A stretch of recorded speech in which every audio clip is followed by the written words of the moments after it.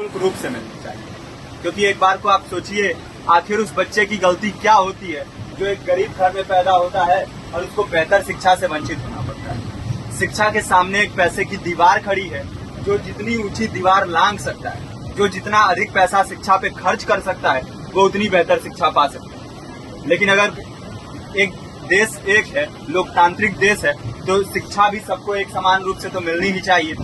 आज परिस्थिति ये है कि एक तरफ तो प्राइवेट स्कूल हैं जो लूट के अड्डे बने हुए हैं, वहाँ पे आप एडमिशन कराने जाएंगे तो सिर्फ एडमिशन के नाम पे ही आपको 10,000 20,000 रुपए देना होगा।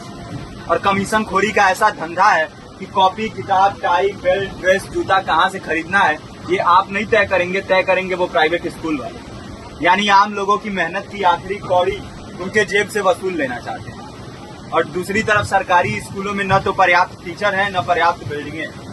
2019 का ही ये पुराना आंकड़ा है कि हर 100 में से 52 स्कूलों में या तो एक टीचर है या 2 टीचर हैं। और उन्हीं टीचरों के ऊपर जिम्मेदारी थोप दी जाती है कि जनगणना करो, मतगणना करो, पशु गणना करो, तमाम काम करवाए जाते हैं। और 19 के बाद से तब से कितने टीचर रिटायर हुए होंगे और 18 के बाद से कोई टीचर की वैकेंसी भी नहीं है। आप खुद भी सोच सकते हैं ये परिस्थिति और कितनी बिगड़ी हो। इसीलिए हम लोग ये मांग उठा रहे हैं, चाहे कोई राष्ट्रपति का बच्चा हो या किसी मजदूर का, सबको शिक्षा एक समान मिलनी चाहिए और निःशुल्क रूप से मिलनी चाहिए। प्रेमचंद ने अपने दौर में भी कहा था कि एक सभ्य समाज में ऊंची से ऊंची तालीम मुफ्त होनी चाहिए और इसका पूरा खर्च गवर्नमेंट को उठाना चाहिए, क्योंकि हमारे देश को फौज से ज्यादा आवश्यकता तालीम की है। और शिक्षा से जुड़ता हुआ ही दूसरा मुद्दा हम लोग उठा रहे हैं। दूसरा मुद्दा है रोजगार का। रोजगार की परिस्थिति ये है कि आज सरकारी सेक्टर हो या प्राइवेट, सब कुछ ठेका संविदा के हवाले किया जा रहा है। परमानेंट नौकरियां लगातार घटाई जा रही है। इसी रेलवे में 1995 के आसपास लगभग 18.5 लाख कर्मचारी काम करते थे, लेकिन आज उनकी संख्या 12 लाख है। आप खुद भी सोच सकते हैं कितने बड़े पैमाने पे परमानेंट पदों को घटाया जा रहा है। और आज आलम ये है, एक तरफ लाखों पद खाली पड़े हैं, फिर भी कोई वैकेंसी नहीं निकलती। जो वैकेंसियां निकलती हैं उनमें भ्रष्टाचार होता है, पेपर लीक हो जाते हैं। RO, UP police, BPSC, SSC, CGL, ऐसे तमाम पेपर लीक हो चुके हैं, आप लोग भी जानते ही हैं। अभी नीट की धांधली में ये पता चला कि एक एक पेपर 30 लाख से 50-50 लाख रुपए में बेचा गया। हम और आप तो ये पैसा नहीं दे सकते।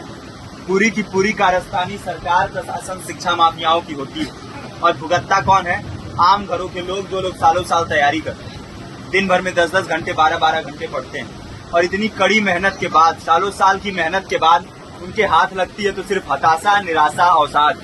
बहुत से छात्र नौजवान जो इस बेबसी में, इस डिप्रेशन में नहीं जी पाते, आत्महत्या तक के कदम उठा लेते हैं। लेकिन ये देश की विडंबना है कि टीवी चैनल, अखबार, मीडिया, नेता, मंत्रियों के लिए कहीं ये कोई मुद्दा नहीं है। उनके लिए मुद्दे हैं तो जाति, धर्म, रंग, नस्ल, अगड़ा पिछड़ा।